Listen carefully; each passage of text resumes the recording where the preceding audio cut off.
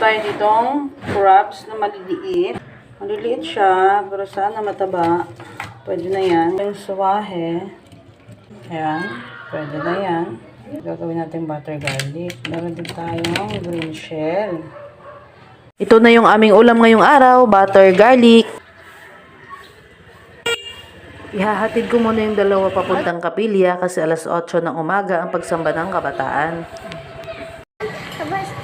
Baba, kume. Yes.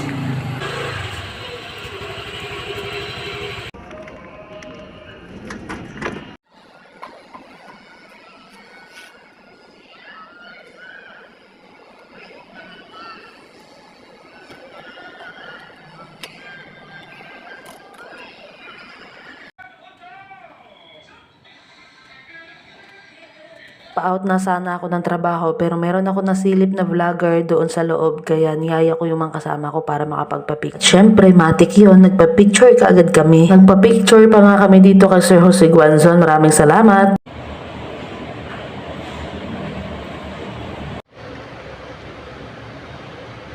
Isang linggo na naman yung lumipas. Maraming salamat po Ama sa araw-araw na biyaya.